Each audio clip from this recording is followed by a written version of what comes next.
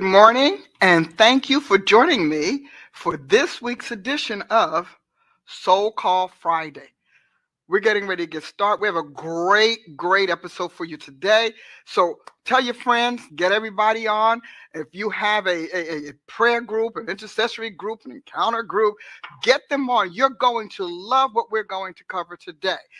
I am sitting here with Angela Powers, and we're going to find out, Angela, so what is it that you'd like to talk about today concerning your soul?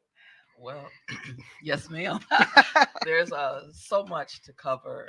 And as a prophet, I think I'd like to start with my childhood Mhm. because it's the foundation of a lot of things in my soul. And of course, the foundation of a lot of things that makes me the prophet that I am. Oh, I'd love to hear that. Come on. So, where do you want to start? What is the most pressing thing you want to cover right now? Okay. So, well, first of all, I should say that I was born with sickle cell anemia, which my parents did not realize that they could produce a child with sickle cell disease until after I was already here. They actually ended up divorced before I was even a year old. By the time I was 6, I wanted to commit suicide. At 6 years old.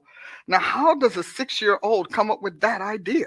Yeah, well, I lived through a lot of byproduct of divorce, emotional byproduct, in the sense that whatever my mom felt and carried about the fact that that marriage did not work got dumped on me. Oh my goodness! I Now, became- you have siblings?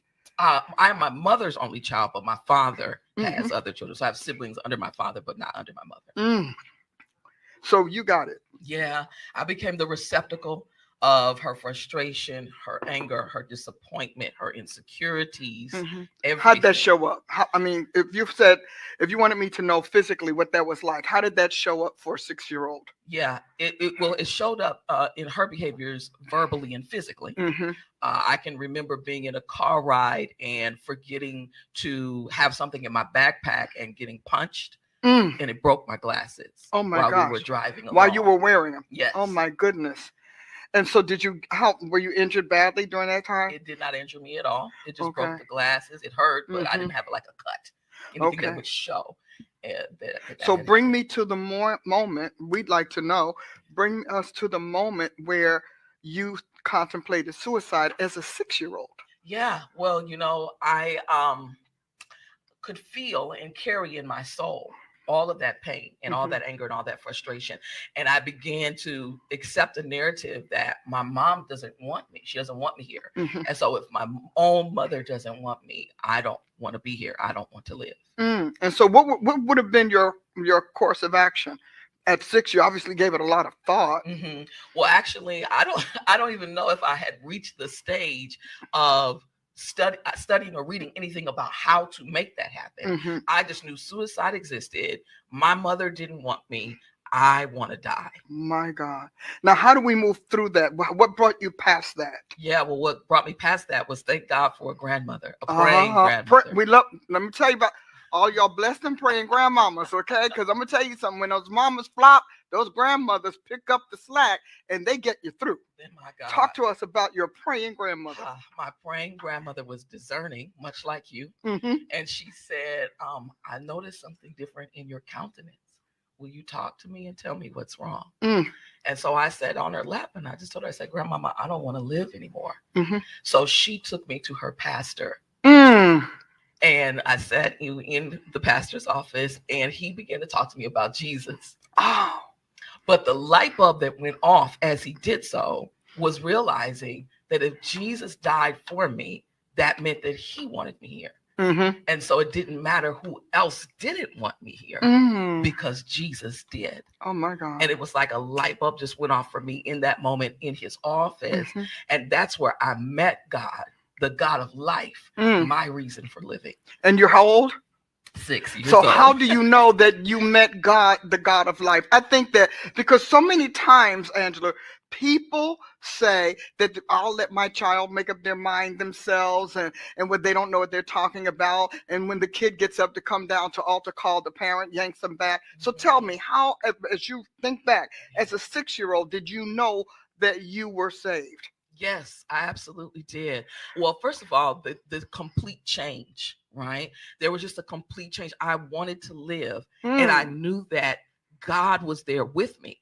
And I immediately had this relationship with him where I talked to him about everything. And I always knew he was listening. And I always knew that he cared no matter what I was facing. And so he became just very real to me in that particular sense. And he talked to you. Yes. And you knew it. Yes. Oh, that is magnificent.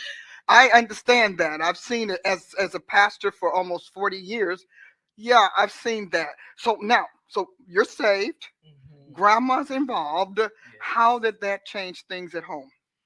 It changed nothing at home in the sense of my mother. Yeah, no, it changed nothing at home in the sense of my mother's behavior and what I had to live through. What it changed was the fact that it was no longer steering me in a course of self-destruction. Okay. I had the will to fight. I had the will to still become. I had the will to still want to, study, be good in school, excel, learn about God. My grandmother would take me through the scriptures, and we lived in I shouldn't say little. It was a huge Baptist church that my grandmother was a part of at that particular time. But back in the day, they did the welcome. Yes. Okay. Yes, I remember Baptist welcome. And so grandmama would stand me up in the living room and she'd make me find my own scriptures and create my own theme. Ask the Lord what your theme is going to be for the welcome, and she'd make me practice it. I couldn't stumble on my words. I could not be articulate. I love that woman already. I just love that woman already. And so between, I think, having grandmother there as the anchor and just walking through the Lord, I lived through many other still horrible things. I lived with a mother who attempted to even use my developing sexuality as a child as a weapon against my father. In what ways? I lived with a mother who tried to convince me, you don't have to wait. You should go ahead and start having sex. Let me know. I'll put you on the pill. All of these different things. Wow. And how did you resist it? I mean, was it grandma that helped you resist it? Was it your church life that helped? Or did your dad intervene at all? Well, my dad was an intervention in the sense that he was always involved as a father, even though he was long distance. He was not just absentee gone. Okay. So therefore, I always had the sense of the daddy's girl in that particular sense. But honestly, what helped me resist it was what I saw in my mother. Yeah, but she sure didn't sell it well, did she? No, unfortunately. My mother went through the rest of her life like serial boyfriends. And she would change. I would say as a child, my mom changes boyfriends like socks. Oh, my goodness. So she had some real issues in terms of her own looking for Mr. Correct, right, and proper through the wrong mechanisms. We talk about that another time. But let's get you to the school thing. Now, how did you get through school with all of this abuse going on? Was it ever evident to any of your teachers or anything? I don't know that. Well, no, it was never evident to any of my teachers. There was a time where my grandmother was attempting to intervene, and there was a window where child services was involved momentarily with that. But in the school system, no, there was not anything that was ever pulled out or drawn out. But, I think that was also more old school years. The way it is now, the climate now is very different. So did your mom and your grandmother ever have any conflict over this? Absolutely. I bet it was some sort of knockdown, almost drag out. Oh, absolutely. They had regular conflict over this. And ultimately, when I became 16 years old and I had to make the very hard decision to move and live with my father and leave my mother, it was my grandmother that wrote the letter that turned the court. Wow. Because if she hadn't, you'd be stuck there. So, hey, so a new chapter in life. Is that right? Yeah. We've got a new chapter. You're 16. You're living with your dad now. Now, let's talk about, before we go into that, let's talk about how your mother handled or treated your sickle cell anemia. I mean, that is not a light disease. And so I'd like to know how that worked with her abuse and her hitting and all of that. Yeah. Well, thanks be to God, because my grandmother was very involved in my life. I went through a lot under my grandmother's covering and care. Additionally, I had divine intervention very early. And so the repeated crises that I had as an infant, when I became older, God literally put his hand on me. I was a child with sickle cell disease that might have a crisis twice a year. Oh my! As opposed to someone who's in every 6 weeks, wow. For example. That's amazing. That's a divine intervention. You better know. But my grandmother was a praying woman. My grandmother would give me a Tylenol and lay hands on me. Because back then, that's what you did, baby. Because, sickle cell hadn't come to the fore yet like that. So I don't even know if we were really calling it that.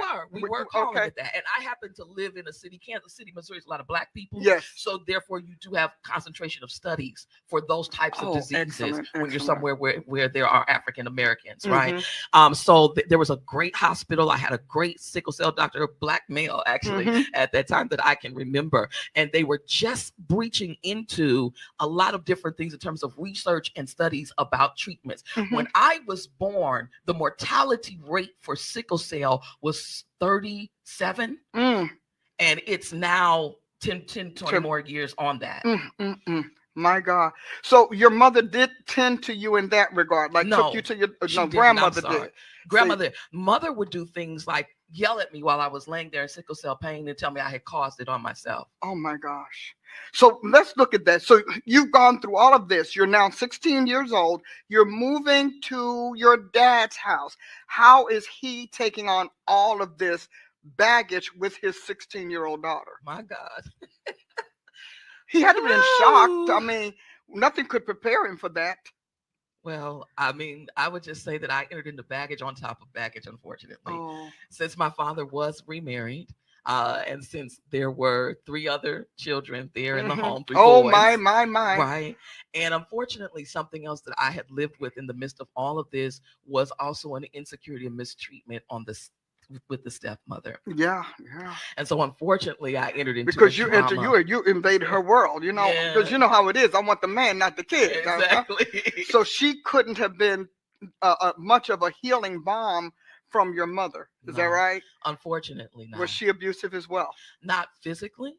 This was more subtle manipulations, stripping of the self-esteem, and sabotage. Sabotage was a big part of that. Now, give us an example of that. Yes, ma'am. So, for example, when God really blessed me because he happened to be someone with a lot of connections, my father. I graduated early in December, didn't walk with the class till May, but graduated in December. I spent a whole year in this great job at an insurance company, making amazing money for a teenager with no bills. I know, right? Working full-time 4 days a week. And my stepmother lured me into taking my checks. I was handing my entire checks over to her. Then she had me sit down and fill out a credit card telling me that this is what you do to build your credit. And once I filled out one application, behind my back, she went and filled out 6 others. By the time I was almost about ready to graduate college, she let them charge off. I could no longer receive student loans due to the charge off. And I ended up not having money to finish at that time. Wow. At that time. And in the midst of all of this, you stayed in love with Jesus. How did that manage? How did you do that? And did your grandmother continue to be involved in your life? I buried my grandmother at 19 years old. Oh, and I know that was a heart-wrenching experience. It was like burying my mother. It was like my mother was going in the ground. And I can remember. Well, she kind of was your mother, right? Absolutely. Okay. I can remember when they lowered her into the ground. It just felt like the greatest dagger I'd ever experienced in my life. So you had no longer, you lose your intervener. So obviously this is going to drive you closer to the Lord. So talk to us a little bit about that with the little bit of time we have left. Absolutely. Well, this is when I moved into an even more radical phase. So in other words, when my grandmother left the planet, it was as if God was just fulfilling her prayer that I would not go into the world. So I spent like maybe 6 months in college trying to see if I could be different. Because I'm free now. Not be that Jesus kid, let me try, let me see. And when I tell you, I went to Bible study on campus one night and the Holy Ghost snatched me. Snatched me, as in I was under the power of the Holy Ghost till 2 a.m. At the Bible study. At the 7 p.m. Bible study. Okay. So that tell you, honey, and I would have, so talk to us. What was it like? I mean, you have all of your experiences, but what was it like for God to step up and say, now look at here? Because, we all know that look at here moment. Now look at here. I don't care who doesn't know me. You know me. And I don't care who does what. You are my kid. And you belong to me. So tell me, how did you have your come to Jesus moment, as we like to call it? Well, first of all, God embarrassed me. Because when you belong to God, he will embarrass. Make sure everybody knows know that's the to truth. Jesus, Uh-huh. you know. So that was the first thing. Is like, I'll let you be embarrassed and not fit in and be frustrated with that, you know. And then, but when he came in that particular moment, it just was, I knew that my life had always belonged to him. Because of the fact that he had rescued me from not wanting to be here. Wow. And I could do nothing but give him, like, anything, Lord, that I still was holding back from you. Like, everything is yours. Like, everything is yours. And I remember entering into literally a vow. I think now I didn't recognize that that's what it was then. But that was a vow of my life at that particular point. And we know God doesn't give back vows. No. Well, we're going to, you know, Angela, you have been such a blessing. We're going to pick this up again. We definitely want to have you back. It's going to be great, because when you come back, I want to talk about how this wonderful God-gripped girl met her husband and got married. I think that's worth it, don't you? Absolutely. Thanks for taking the time. We're going to have you back very, very soon so that you can share that with us. I'm sure that is equally an exciting story. Well, that brings us to the end of another Friday Soul Call. Because everybody has a soul, not everyone's soul is in control.